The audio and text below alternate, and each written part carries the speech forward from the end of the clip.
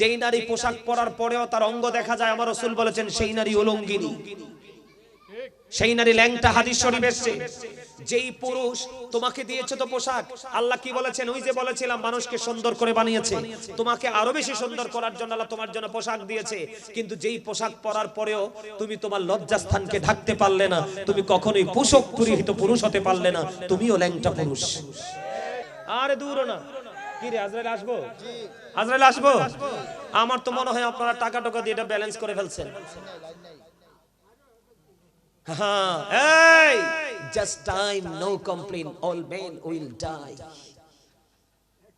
সকল মানুষকে মরতে হবে। আজরাইল যখন আসবে আপনার কোনো এক্সকিউজ গ্রহণ করা হবে না। যাবেন কোথায়? এই যাবেন কোথায়? সারা জীবন তুমি এক কামলা দিয়েছেন সন্তানের পিছনে, এই সন্তান আপনার বোঝা হবে হাসরের মাঠে। এই এদিক তাকান, মিলিয়ে নেবেন বাড়িতে গিয়ে। অত্যন্ত যন্ত্রণা নিয়ে কথাগুলো বলছি, কারণ আমাদের ছেলেগুলোর দিকে তাকালে আমি হিন্দুর বাচ্চার মুসলমানের বাচ্চার মধ্যে পার্থক্য করতে পারি না। অবিকল সেম টু সেম, ঠিক কিনা বলেন? বাবা মা কি দেখে না? সমাজের যারা দায়িত্ব নিয়েছে তারা কি দেখে না? এই সমস্ত ধ্বংস হয়ে গেছে, সামাজিক অপক্ষয় বিকট ভাবে নেমে এসেছে, ঠিক কিনা বলেন? আমার দিকে তাকান। এই বাড়িতে যাবেন, নিজের পছন্দের কোন হুজুর থাকলে আমাকে ভালো লাগবে না সবার, আমি জানি, কারণ কথাগুলো হক। হক কথা একটু তিতাই হয়। কি হয়? আল হাক্কু মরুন, হক কথা তিতা, আমার রাসূল বলছে। আর আমার আল্লাহ বলছে অকুলু কাউলান সাদিদা, তিতা হইলো সে দা রাইট থিং, সত্য কথা বলো, সঠিক কথা। কোরআন শরীফের 19 পারা খেয়াল করেন। কোরআন শরীফের 19 পারা সূরা শুআরা 88 নম্বর আয়াত, আল্লাহ বলেছেন ইয়াউমা লা ইয়ানফাউ মালু ওয়ালা বানুন। আপনার কাল হাসরের দিন, কিয়ামতের দিন আপনার ধন সম্পদ সন্তান সন্ততি কিচ্ছু কাজে লাগবে না। যাবেন কোথায় সেদিন? বাবা আপনাদেরকে বলছি, যাবেন কোথায়? আজকে দেখেন, আমি আরেকটা সত্য বলি, এই যুগে কিন্তু নারী হইলে বাবা মার উপরে আল্লাহর গজব পড়ে। মেয়ে সন্তান জন্ম হইলে কিন্তু দেখেন আত্মীয় স্বজন দাওয়াতে আসতে চায় না, কথা বলেন না। অথচ হাদিস শরীফের মধ্যে আসছে, দুইটা কন্যা যেই বাবার তার দুইটা জান্নাত, তিনটা কন্যা যেই বাবার যেই মায়ের তার তিন জান্নাত। হাদিসের রাবী বলছেন, আমি আমার রাসূলকে একটা সম্পর্কে জিজ্ঞেস করি নাই, যদি একটা সম্পর্কে বলতাম তাহলে রাসূল বলতেন একটা বাবা মার জন্য একটা জান্নাত। আমার সুবহানাল্লাহ কয় না? এই জায়গায় আসছে কেন? বলে হুজুর এখানে আসছেন কেন? কারণ হলো বাংলাদেশের ইতিহাসে এই বাংলাদেশের জন্মলগ্ন থেকে যতগুলো বাবা মাকে আপনার বৃদ্ধাশ্রমে পাঠানো হয়েছে সবগুলো শিক্ষিত ছেলে মেয়ে, কথা বলেন। কারণ আপনি ওই ছেলে মেয়েকে শুধু দুনিয়ার শিক্ষাটাই দিয়েছেন, আপনি সত্যিকারের আলো আপনার ছেলের কলিজায় ঢোকাতে পারেননি। এই জন্য আপনাকে বৃদ্ধ বয়সে বৃদ্ধাশ্রমে যেতে হয়েছে, কথা বলেন। আমার কথা দাদু ভাই খারাপ লাগে? আপনাদের কাছে খারাপ লাগে? আপনাদের কাছে খারাপ লাগে? আরো জোরে বলেন, খারাপ লাগে? কাল হাসরে আপনার সম্পদ এবং সন্তান একটাও কোনো কাজে, কারণ আপনি শুরু থেকে মিস্টেক করতেছেন। এদিকে দেখেন, আমাদের সমাজে জিনা আসেনি, ব্যভিচার আসেনি, সমকামিতা আসেনি, এটার জন্য দায়ী বাবা মা। আপনি মানেন বা না মানেন, এটার জন্য দায়ী বাবা মা। সবচেয়ে বড় লজ্জাজনক একটা বিষয়, আমার দিকে তাকান। বাবা মার অসুবিধাগুলো তুলে ধরতে চাই, যেহেতু এটা একটা গ্রাম, লোকাল এরিয়া। আপনাদের দিকে তাকান, আমার দিকে তাকান। এখনকার ছেলেরা কি বানানো প্যান্ট পরে না জিন্স প্যান্ট পরে? আরো জোরে বলেন, কোন প্যান্ট? এদিকে তাকান, আমাদের ছেলেরা কিভাবে ধ্বংস হলো, কিভাবে অভিশপ্ত হলো, কিভাবে তারা তাদের জাহান্নামকে খরিদ করলো। আমার দিকে তাকান। আমি হাদিস বলিনি যে আপনি এটাকে কাইট করে ফেলে দিবেন, কি উল্টে দিবেন, জাল বলবেন। আল্লাহ রাব্বুল আলামিন পবিত্র কালামে হাকিমে বলেছেন, ইয়া বানি আদম কদ আনজালনা আলাইকুম লিবাসান ইউওয়ারি সাওআতিকুম ওয়ারিশান ওয়া লিবাসুত তাকওয়া যালিকা খায়র।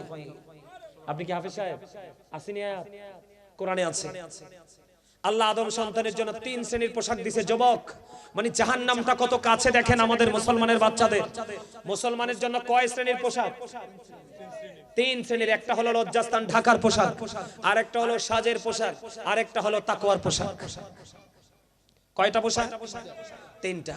তাকওয়ার পোশাকের মধ্যে কি সব ঢুকানো যায় না? বোঝেন না? যেই পোশাকটা আল্লাহর পছন্দ, এই পোশাকটার মধ্যে কি বাকি 2টা ঢুকানো যায় না? যায়, অবশ্যই যায়। আমার দিকে তাকান। এই পোশাকটা কেন বললাম? আমরা ওয়াজ শুনলে লাভ হবে কি মিয়া? ওয়াজ তো নাই এখন মাঠে, বক্তারা ঘড়ি নিয়ে বসবে, এত মিনিট ওয়াজ করছি, একটু পরে বলবে ভাই আমি কত সময় দিয়ে ফেলেছি আপনাদেরকে। এইভাবেই চলছে, কথা বলেন না কেন? আরো জোরে, আমাদেরকে তাকান, প্যান্টটা বা লুঙ্গি বলেন, প্যান্ট বলেন, পায়জামা বলেন, ট্রাউজার বলেন, যেটাই বলেন, উপর দিয়ে থাকবে নাভি বরাবর অথবা নাভির উপরে, আর নিচে দিয়ে থাকবে হাঁটুর নিচে টাকনুর উপরে। এই কন্ডিশনে পোশাক পরা লিবাসুত তাকওয়া যালিকা খায়র, এই কন্ডিশনে পোশাক পরা একজন ইমানদার পুরুষের জন্য ফরজ। খেয়াল করেন কত গুরুত্বপূর্ণ। আপনারা দেখবেন আমাদের ছেলেরা যখন জিন্স প্যান্ট পরে মসজিদে যায়, সামনের কাতার থেকে যখন নামাজে রুকুতে যে পিছের কাতারের তার লজ্জাস্থানটা পিছন দিয়ে দেখতে পায়।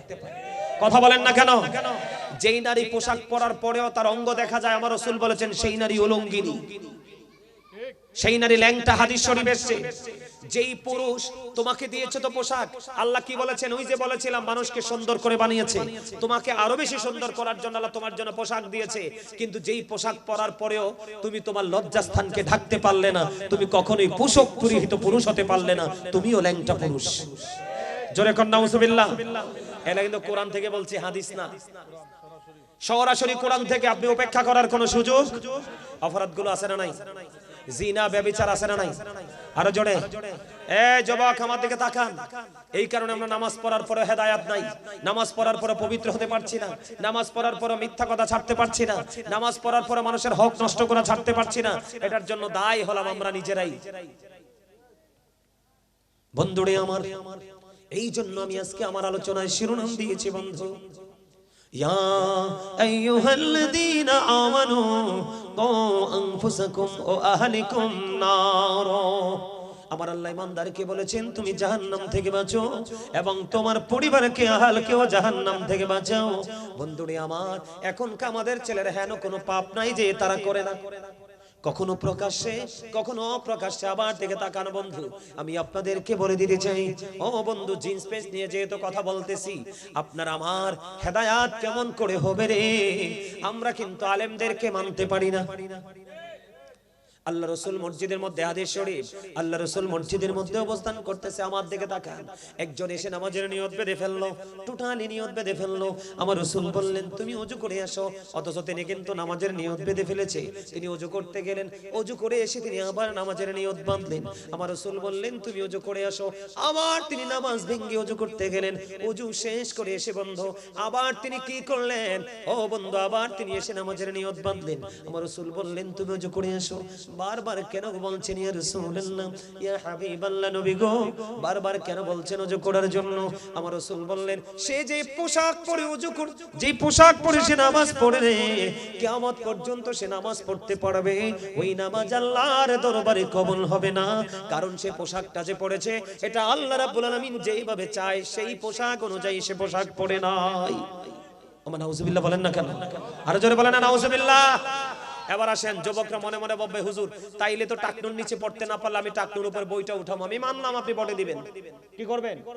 বটে দিবেন। কিন্তু আমার প্রশ্ন হলো, আপনাকে তো কন্ডিশন দুইটা দেওয়া হয়েছে। কয়টা কন্ডিশন? দুইটা কন্ডিশন দেওয়া হয়েছে, উপর দিয়ে নাভি বরাবর, নিচে দিয়ে টাকনুর উপরে। এখন আপনি নিচে দিয়ে বটে না হয় উঠাবেন, কিন্তু উপরটা বৈধ করবেন কেমনে? আপনি হাজার টানলেও কিন্তু জিন্স প্যান্ট উপরে উঠবে না, কারণ এটার জন্মই হয়েছে ছোট্ট হয়ে। যিনি এটাকে সৃষ্টি করেছেন তিনি মুসলমানকে ধ্বংস করার জন্যই করেছেন। বুখারী শরীফের মধ্যে এসেছে হাদিস কানা, যেই পুরুষের পোশাক টাকটুর নিচে পড়বে সেই পুরুষের ঠিকানা হবে জাহান্নাম। আওয়াজ তুলে কোন নাউজুবিল্লাহ। আর জোরে বলেন না নাউজুবিল্লাহ। অপরাধ আছে না নাই? আর জোরে বলেন। বন্ধুরে আমার, আমি আপনাদেরকে বলেছি আল্লাহ বলেছেন তোমরা আমার হাবিবকে ফলো করো। কাকে ফলো করো? কেন ফলো করব? আমার রাসূল হলেন বন্ধু শ্রেষ্ঠ সত্যবাদী। সুবহানাল্লাহ দি করুন। আরো জোরে করুন না। আমার রাসূল একটা একটা করে বন্ধু কোট করে নিয়ে যান। আমার রাসূল শ্রেষ্ঠ সত্যবাদী। ও বন্ধু, পবিত্র কালামে হাকিমে আল্লাহ বলেছেন ওয়া ইন্নাকা লাআলা খুলুকিন আযীম। আমার রাসূল ছিলেন গড ক্যারেক্টার সম্পূর্ণ, আমার রাসূলের চরিত্র ছিল সবচেয়ে সুন্দর। ও বন্ধু আমার দিকে তাকান, আমার দিকে তাকান। আমরা হলাম মিথ্যাবাদী, রাসূলের বিপরীত, ঠিক কিনা? আমার রাসূল হলো শ্রেষ্ঠ সুন্দর, আমরা কিন্তু বন্ধু অসুন্দর। আমাদের চরিত্র ভালো না, আমাদের আগা থেকে গোড়া সকাল থেকে বিকাল নোংরামিতে লিপ্ত। ও বন্ধু, কেউ ময়লা যুক্ত কাপড় পরে নোংরামি করে, আবার কি ইস্ত্রি করা পোশাক পরে করে, কেউ লোকাল প্লেসে করে, কেউ আবার এসি রুমে বসে বসে করে, ঠিক কিনা বলেন? ও বন্ধু, আমেরিকার গবেষক মাইকেল এইচ হার্ট তিনি বক্তব্য দিয়েছেন the 100 A ranking of the most influential person in the history. তিনি 100 জন প্রভাবশালীর তালিকা করলেন। ইনফ্লুয়েন্সিয়াল দ্বারা আপনার আমার প্রাণী রাসূলকে শ্রেষ্ঠ প্রভাবশালী হিসেবে আখ্যায়িত করলেন। জোরে জোরে কন্যা সুবহানাল্লাহ। বন্ধু, আমরা কিন্তু সেই প্রভাবশালী উম্মত হতে পারিনি, কারণ আমাদের ইমানেও গলদ, আমলেও গলদ। কথা বলেন না কেন? এবার আমার দিকে তাকান।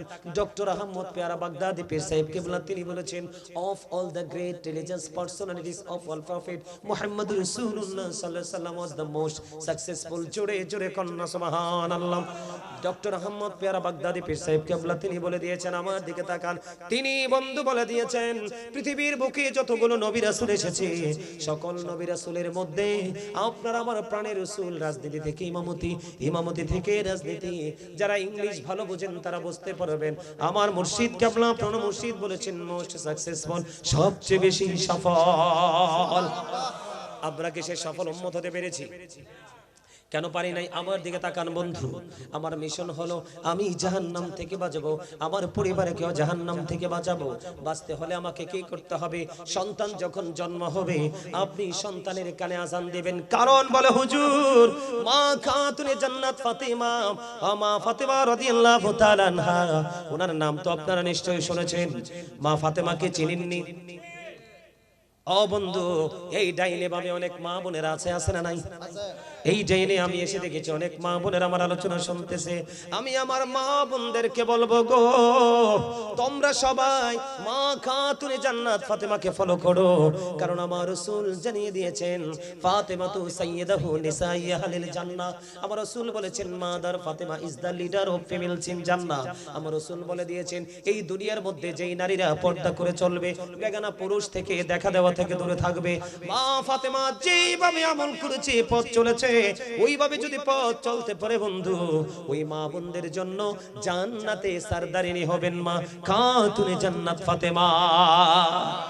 জোরে জোরে কোন সুবহানাল্লাহ। ইয়া রাসূলুল্লাহ জিন্দাবাদ জিন্দাবাদ। কি হলো? আমি তো ভাবছি আমার ওয়াজের টাইম শেষ হয়ে গেছে, ওয়াজটা আমার একটু বাকি আছে। আরে আমার, আচ্ছা আমি খালি করতে থাকবো? আমার খোদা, আমার খোদা মরে কি মাইরা লাগবে? মারতো না? আলহামদুলিল্লাহ। ওমা যেই ফলাফাইন দিয়ে আদিকে যেমনে চোখ বড় করি চাইকে আরে খাইয়া নিলেই নাউজুবিল্লাহ কোন আরো জোরে। আজকের ওয়াজ যদি আপনাদেরকে হেদায়েত করতে না পারে এই পৃথিবীতে, আমি মনে করি কোন আলেমের ওয়াজ আপনাকে হেদায়েত করতে পারবে না। আমি মানুষকে সুযোগ দিতে পারি না দাদু ভাই, কল্পনা করতে পারবে না দেশের বাহির থেকে কি পরিমাণ অফার আমার জন্য। আমি বলছি যেদিন বাংলাদেশে আলোচনা শেষ হবে তারপর আমি দেশের বাইরে যাব। মারহাবা বলবেন না? গেছি না যে তা না, অলরেডি অনেকগুলো রাষ্ট্র সফর হয়ে গেছে অলরেডি। মারহাবা বলেন না? আরো জোরে। আমার আরে ধন্যবাদ দিতেন না? আর কথা কি, আর কথা কি অসুন্দর নি? আর কথা কি কালানি? হ্যাঁ, আর কথা কি ময়লা যুক্ত নি? তো আয় মারহাবা মানি তো আরে ধন্যবাদ দাও। তো ধন্যবাদ যদি দিতে না পারেন তুমি আমার দাদু উচিত হইল নি? তার কামড়া হইল নি? হইছে না? দাদা কইছে হই নাই। জোরে কোন মারহাবা। আরে আরে জোরে কোন না মারহাবা। আরে জোরে মারহাবা। দিদি পাল তোলে দে মাঝি হেলা করিস না, দিদি পাল তোলে দে মাঝি হেলা করিস না, ছেড়ে দে নৌকায় আমি যাব মদিনা, ছেড়ে দে নৌকায় আমি যাব মদিনা। মক্কায় নবী এলো মা আমিনার ঘোড়ে, হাসিলে হাজার মানিক কাঁদিলে মুক্তা ঝরে, দয়াল মুর্শিদি যার সখা তার কিসের ভাবনা, দয়াল তার কিসের ভাবনা, আমার হৃদয় মাঝে কাবা নয়নে মদিনা। সেন্স নাই এর মারা গেছে নি কোন? আমার খোদা মইয়ান কি আর মো ওয়াজ করব না, মুই চলে যাব? হ্যাঁ, আরে মিয়া অন্যান্য জায়গায় গজল গাইলে গজল তো গায়ে হাদিয়া লইতে তুমি ক্লান্ত হইয়া যাই, আর আপনারা হাদিয়া দিবেন থাক দূরে, আপনারা তো মিয়া গজলে গন না মিয়া। গজল আশেকের হৃদয়কে আরো প্রশান্ত করে। আমি শুধু বানিয়ে বলছি না, এখানে দুইজন আলেম আছে, আর আসে এখানে আরো কে আছে কিনা জানি না। হাসান ইবনে সাবিত রাদিয়াল্লাহু তাআলা আনহু মসজিদে নববীর মিম্বরে দাঁড়িয়ে নবীজির শান এইভাবে গেয়েছিলেন। আমার নবীজি খুশি হয়েছিলেন, খুশি হয়ে বলেছেন আল্লাহ হাসান ইবনে সাবিতকে রুহুল কুদ্দুসের মাধ্যমে সাহায্য করো। আরো জোরে কর না। আপনারা মানুষ চিনছেন না, আমি কিন্তু একজন রাইটার। আমার এই সিনা ভরা গজল, হামদ, নাত, ইসলামী সঙ্গীত, মারহাবা বলেন না? আপনারা আমার গজলে কাসিদা জিকির করছি যে আল্লাহ আল্লাহ জিকিরের কাসিদাগুলো খেয়াল করছেন কিনা জানি না, ম্যাক্সিমাম কাসিদা আমি নিজে কাঁদতে কাঁদতে লিখেছি। গত রোজাতে সাহারি খাইয়া শুইছি, ফজরের নামাজ পড়ে শুইছি, ঘুম আসে না, কেমন জানি লাগতেছে, ভিতরটা হাহা করতেছে। হঠাৎই দেখলাম আমার হৃদয় রাজ্যে সুর বাজতেছে। তখন আমি আমার মায়ের রুম থেকে গিয়ে কলম আর ডায়েরি এনে সাথে সাথে 5টা কাসিদা লিখছি জিকিরের। মারহাবা কর না, আরো জোরে কর না, একটা মারহাবা বলেন। আমি একটা কাসিদা লিখছি, গাইবো? আপনারা শুধু শুনেন। পাগল পাড়া মনটা শুধু খুঁজে দিবানিশি, কেমন করে বলবো গো দয়াল তোমায় ভালোবাসি। আমি আমার মালিককে কেন্দ্র করে লিখেছি। কাকে? আমার স্রষ্টাকে। আরে আমার মালিক আমার সুন্দর করে বানাইছে, আসমান জমিন চন্দ্র সূর্য সবকিছু হচ্ছে সুন্দর। আমি তা আমার রাসূল না, আমার আল্লাহ না জানি কত সুন্দর। কথা কন না। আপনি দেখবেন আপনার ঘরে 5টা বাচ্চা জন্ম হয়। কয়টা? 5টা বাচ্চা জন্ম হয়, দেখবেন 5টার বুড়ি 5 রকম ভাবে প্রকাশ হয়। এই কারিগর কে? সেই মালিককে ফাঁকি দিবেন আপনি? মালিক, আপনি যে ফাইজলামি করতেছেন, মালিক কি কয় জানেন? যখন তোমার কেউ ছিল না তখন ছিলাম আমি, এখন তোমার সব হয়েছে পর হয়েছে আমি, যখন তোমার কেউ রবে না রব শুধু আমি, আমার কাছে আসতে হবে মনে রেখো তুমি, তোরা চাসনে কিছু কারো কাছে খোদার মদদ ছাড়া, অন্যের উপর ভরসা ছেড়ে নিজের পায়ে দাঁড়া। কথার মানি যদি বিবেকবান হন বুঝবেন। এক্সপ্লেইন করতে পারবো না, ব্যাখ্যা করতে পারবো না, অনেক সময় চলে যাবে। আমি আমার মা বোনেরা পাশে বসে আছে, অনেক মা বোনেরা আমার আলোচনা শুনতেছে। আমি তাদেরকেও বাঁচানোর জন্য এসেছি, মানার জন্য না। কারণ পৃথিবীতে আমার রাসূলের পরে সবচেয়ে প্রিয় হলো আমার কলিজা, আমার মা। মারহাবা বলেন আর জোরে। আমি গাজী সুলাইমান, আমার জীবনে কত যে আমার মায়ের কাপড় কাচ্ছি আমি, কত যে মাকে ডেক মেজে দিছি, হাড়ি পাতিল মেজে দিতাম মাকে।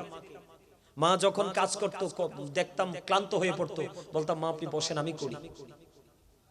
সবচেয়ে বেশি ভালোবাসি আমি আর মাকে। আমার মারা আমার আলোচনা শুনতেছে, আমি আমার মাদেরকে বলে দিতে চাই, আপনারা যে যাই বলো, আপনারা কোনোদিন কোনো বেগানা পুরুষের সামনে যাবেন না। আপনি যদি 1 জন 2 জন 3 জন করে যদি 40টা বেগানা পুরুষের সামনে দেখা হয়ে যায়, আপনি হয়ে যাবেন দায়ুস। আপনার মধ্যে আর পাথরের মধ্যে কোনো পার্থক্য নেই। নাউজুবিল্লাহ বলেন না। আর আমার যেই মা, ও বন্ধু মেহারির আমার মা যারা আছেন, আমার আলোচনা শুনছেন, আমার বোন যারা আছেন আলোচনা শুনছেন গো, আমি আপনাদেরকে বলে দেই, আপনারা কোনো টেনশন করবেন না, আপনারা কোনো হেজিটেশন ফিল করবেন না। কেন গো আমার রাসূল বলে গেছেন, ফাতেমাতু সাইয়্যিদাতু নিসাই আহলিল জান্নাহ। আমার রাসূল বলে গেছেন বন্ধু রে, আমার রাসূল বলে গেছেন mother Fatima is the leader of female in Jannah. এই দুনিয়ার বুকে যেই নারীরা আমার কলিজার টুকরা ফাতেমাকে ফলো করবে, ও বন্ধু আমার রাসূলের কলিজার টুকরা ফাতেমাকে ফলো করবে, ওনার জীবন আদর্শ নিজের মধ্যে দাঁড় করাবে, ও বন্ধু সত্যিকারের আলেমদের সাথে প্রেমের ডোরি লাগিয়ে আলোচনাগুলো শুনবে আর মানবে। আমার রাসূল বললেন আমার প্রয়োজন নেই রে, আমার কলিজার টুকরা ফাতেমা ওই মুমিনাদের জান্নাতে সরদারিনী। জোরে জোরে কন্যা সুবহানাল্লাহ। আমার ওয়াজ কিন্তু একটা লাইন থেকে, একটা রাস্তা থেকে কয়েক দিকে যাবে। যারা বুদ্ধিমান গভীর চিন্তার অধিকারী, আপনারা এখান থেকে কাউন্টিং করে নেবেন। বন্ধু আমি ছিলাম বাবা মার হক আদায় কেমনে করে, ঠিক কিনা বলেন? এখান থেকে কিন্তু আরেকটা ওয়াজ মা বোনদেরকে শিখিয়ে দিলাম। আমার আল্লাহ কোরআনে বলেছেন, ওয়াকরনা ফি বুয়ুতিকুন্না ওয়ালা তাবাররাজনা তাবাররুজাল জাহিলিয়াতিল উলা। আমার আল্লাহ জানিয়ে দিয়েছেন মা বোনদেরকে, মহিলাদেরকে, নারীদেরকে জানিয়ে দিয়েছেন, ওই জাহিলি নারীদের মতো তোমরা তোমাদের রূপটা অন্য কোন বেগানা পুরুষকে দেখিও না, বেপর্দায় চলাফেরা করিও না, তোমরা পর্দার মধ্যে থেকো। জোরে জোরে কন্না আল্লাহু আকবার। তাহলে একটা ওয়াজের মধ্যে আরেকটা হয়ে গেল কিনা? কারণ আমার মা যারা পর্দাশীল তারা তাদের সন্তানকে পর্দার ট্রেনিং দিতে পারবে, ঠিক কিনা বলেন? বন্ধু গো আমার আলোচনাটা যেই জায়গায় ছিল, তোমার সন্তান পৃথিবীতে এসেছে, তুমি তোমার সন্তানের কানে আজান দাও। কেন আজান দিবে? হাদিস ভাই আমার দুনিয়ার 2টা ফুল। জোরে কন্যা সুবহানাল্লাহ। আরো জোরে বলেন। বন্ধু বাবা গো, তুমি তোমার ছেলে হয়েছে মেয়ে হয়েছে, তুমি তা আজান দাও নাই। ফার্স্ট টাইম তুমি আল্লাহ আল্লাহ রাসূলের বিধানকে অমান্য করেছো, অনেক বড় অন্যায় তুমি করেছো। তোমার কাছে মনে হয় এটা ছোট্ট, নো নো নো, এটা কখনো ছোট নয়। এবার বন্ধু কি হলো, বাচ্চাটা জন্ম হওয়ার পরে যখন বন্ধু 7 দিন হলো, তুমি বাচ্চাটার নাম রেখে দাও, মাথার চুলগুলো মুন্ডন করে নাও, কামিয়ে নাও। বন্ধু ধর্মীয় নাম, ইসলামের বরকতময় নাম রেখে দাও। আর পুত্র সন্তান যদি হয় রে, 2 বছরের একটা ছাগল, 2 বছরের 2টা ছাগল দিয়ে আকিকা দিয়ে দাও। একটা ছেলের জন্য 1 বছরের 2টা ছাগল, একটা কন্যা সন্তান হলে 1 বছরের একটা ছাগল দিয়ে আকিকা দিয়ে দাও। বন্ধু কয়টা বাবা মা বলতে পারবে রে, তার টাকা আছে পয়সা আছে, সে অহমিকা করেছে, এক ঘোরামি করেছে বন্ধু, সে কি সময় মতো আকিকাটা দিল না বন্ধু রে। ও বন্ধু তুমি তো এটাও কি করেছো, অমান্য করেছো। একটা একটা করে খেয়াল করবেন বন্ধু। ধীরে ধীরে ধীরে ধীরে সময় চলে গেল বন্ধু, বাচ্চাটা তো আর বুকে আসলো। এবার মাকে দায়িত্ব দেওয়া হয়েছে রে, ও বন্ধু মাকে দায়িত্ব দেওয়া হয়েছে। মা গো, তুমি যখন তোমার সন্তানকে দুনিয়ার আলো দেখালে, তুমি কমপক্ষে 2 বছর তোমার সন্তানটাকে বুকের দুধ তুমি পান করাবে। জোরে কন্যা সুবহানাল্লাহ। বন্ধুরে আমার, কয়টা মা এখন সন্তানকে বুকের দুধ খাওয়ায়? অনেক হতভাগা সন্তান এই বর্তমানে দুনিয়াতে আসে রে, বাচ্চাটা মায়ের বুকের দুধ বন্ধু চোখেও দেখে না। আমি ওই মাকে বলবো, মা গো তোমার এই সন্তান বড় হয়ে তোমার কথা শুনবে না, কারণ তুমি তো আমার আল্লাহ এবং রাসূলের কথা একটাও মানো নাই। তোমার বাচ্চা কেমন করে তোমাকে মানবে? তোমার বাচ্চা কেমন করে জেন্টেল হবে? তোমার বাচ্চা কেমন করে ইন্টেলিজেন্ট হবে? তোমার বাচ্চা কেমন করে সেন্সিবিলিটি সম্পূর্ণ হবে? কারণ সব কিছুর দাতা হলেন আমার আল্লাহ। আল্লাহ বলবে কোন ফায়াকুন। জোরে কোন ঠিক না ঠিক? বন্ধুরে আমার, শুধু এখানেই তো ক্ষান্ত নয়, এখানে ক্ষান্ত নই বন্ধুরে আমার। বাচ্চা যখন মায়ের বুকের দুধ পান করবে বাবা, এবার হলো তোমার পালা বাবা গো। তুমি চুরি করে কোনো হক মানুষের মেরে এনো না, তুমি সুদ খেও না, ও বন্ধু মানুষের হক তুমি নষ্ট করো না, ডাকাতি করো না, অবৈধ টাকা দিয়ে বিবিকে খাবার খাওয়াইও না। কারণ মা যতই খাবার খাবে তার স্তনে দুধ দুধ আসবে, আর এই খাবার যদি বন্ধু হারাম হয়, দুধ বন্ধু হারাম হবে। তোমার বাচ্চাটাকে পর্যন্ত তুমি নষ্ট করে দিচ্ছ। কথা বলেন না কেন? ও বন্ধু আমি তোমাদেরকে বলে দেই, এখানে দুটো হাদিস আমি অ্যাড করতে চাই বন্ধুরে আমার। তোমাকে বলে দিতে চাই, আমার রাসূলকে ডাকা হলো, ইয়া রাসূলুল্লাহ একজনের জানাজা পড়াতে হবে। আমার রাসূল সঙ্গে সঙ্গে প্রশ্ন করে দিলেন, সে কারো কাছে ঋণী আছে কিনা? আমার রাসূল বললেন, প্রশ্ন যখন করলো রে, একজন বলল, ইয়া রাসূলুল্লাহ তার সে মাত্র 1টি দিরহাম ঋণী আছে। কয় দিরহাম? তার মানে আমাদের হিসাবে 1 টাকা। কয় টাকাও? আপনারা তারা চিনিনি? চিনে? আপনি চিনিনি? আপনার একটু মাথা লড়াইয়া কথা কইেন, নাইলে তারা বুঝবো হুজুরে মনে হয় কঠিন হয়ে যাইতেছে ওয়াজ। কথা কন না কেন? কয় দিরহাম? 1টি দিরহাম। ও বন্ধু গভীর মনোযোগ। এই গ্রামের মানুষ হাসতে হাসতে কত সুদ খায় রে, গরিবের রক্ত চষে নেয় রে। ও বন্ধু কোন আজ আমি তোমাদেরকে শোনাবো। এই কারণে এখনকার ছেলে মেয়ে ম্যাক্সিমামও সভ্য ছেলে, বাবা মার কোলে জন্ম নেওয়া সোনার হরিণের মতো। কথা বলেন না কেন? আমার রাসূল যখন জানলেন 1টি মাত্র দিরহাম শিরিনি, আমার রাসূল বললেন, না না না আমি তার জানাজা পড়াবো না। কেন গো কেন গো? কারণ তার আত্মাটা এখনো আরেকজনের কাছে বন্দী। জোরে কন্যা নাউজুবিল্লাহ। আমার রাসূল বললেন, আমি নবী যদি জানাজা পড়াই তার কোনো উপকার হবে না, কারণ তার আত্মা এখনো পর্যন্ত অন্যের কাছে কি হয়ে আছে? বন্দী হয়ে আছে রে। তখন হযরতে আবু কাতাদা রাদিয়াল্লাহু তাআলা আনহু তিনি বললেন, নবী গো আমি তার 1টি দিরহাম ঋণ পরিশোধ করার দায়িত্ব নিলাম। তারপরে আমার রাসূল তার জানাজা পড়ালেন। তাহলে বুঝেন, আপনি যে বাচ্চাটাকে হারাম খাওয়াচ্ছেন, ওই বাচ্চার পুরো ফিউচার আপনি ধ্বংস করে দিচ্ছেন। ঠিক কিনা বলেন? বন্ধু ধীরে ধীরে সময় চলে গেল, একটার পর একটা সময় চলে গেল। বন্ধু আমার দিকে তাকান, ছেলেটা আস্তে আস্তে করে 7 বছরে পা রাখলো। কত বছর? 7 বছরে পা রাখলো। রাসূল বললেন, বাচ্চাটাকে নামাজের জন্য তুমি তাগিদ দাও। কে করো? বাচ্চাটাকে তুমি নামাজের জন্য তাগিদ দাও। ও বন্ধু 7 থেকে 10-এ পা দিয়ে দিল। রাসূল জানিয়ে দিলেন, ও বন্ধু 10-এ যখন পা দিয়েছে, নামাজ না পড়লে তুমি মায়ের দাও রে, আর বিছানাটুকু তুমি আলাদা করে দাও। কি করে দাও? আরো জোরে বলেন না, কি করে দাও? আলাদা করে দাও, আলাদা করে দাও বন্ধু। জুড়ে জুড়ে করুন একবার সুবহানাল্লাহ। বন্ধু হৃদয়ের জানালা খুলে শোনো গো, বাচ্চাটা ধীরে ধীরে একটু ভালো মন্দ বুঝতে শিখলো, ঠিক কিনা বলেন? বাচ্চাটা যখন ধীরে ধীরে একটু ভালো মন্দ বুঝতে শিখলো, এখন আপনাকে একটা কাজ করতে হবে। আল্লাহ রাসূল বলেছেন, আদিবু আওলাদাকুম আলা থালাতি খিসানিন হুব্বি নবিকুম ওয়া হুব্বি আহলি বাইতিহি ওয়া আলা কিরাতিল কুরআন। রাসূল বলেছেন, বাবা মা যারা গো, আমার রাসূল বলেছেন তোমরা তোমাদের সন্তানদেরকে তিনটি বিষয় শিক্ষা দাও। হুজুর প্রথমটা কি? আমার রাসূল বললেন, হুব্বি নবিকুম teach the love of the prophet, নবীর ভালোবাসা শেখাও, কারণ নবীর প্রেম হলো ঈমান এবং এই প্রেম আমাদের জন্য ফরজ। জোরে কন্না সুবহানাল্লাহ। এরপরে বলেছেন হুব্বি আহলি বাইতিহি, নবীর পরিবারের আহলে বাইতের ভালোবাসা শেখাও। এরপরে বলেছেন কোরআন তেলাওয়াত শেখাও। জোরে জোরে কন্না সুবহানাল্লাহ। এখনকার কয়টা মানুষ এই শিক্ষাটা দিয়েছেন বাবা বলেন? শিক্ষা দেননি। বাচ্চাটা বড় হলে বিদেশ পাঠিয়ে দিব, বাচ্চাটা বড় হলে ইউরোপে পাঠিয়ে দিব। ও বন্ধু, টাকা পয়সাই সব না। আমি আপনাদেরকে বলে দিতে চাই বন্ধুরে, আল্লাহ দুনিয়ার ধন যাকে ইচ্ছা তাকে দেয় রে, কারণ এই ধনের বোঝা বইতে সবাই ভালোবাসে, কিন্তু দ্বীনের শিক্ষা কোরআন হাদিসের এলেম আমার আল্লাহ সবাইকে দেয় না, যাকে একান্তই ভালোবাসে তাকে দেয়, কারণ সে বোঝা বইতে খুব পছন্দ করে। জোরে জোরে বলেন ঠিক না বেঠিক? বন্ধুরে আমার, আমি আপনাদেরকে বলে দিতে চাই,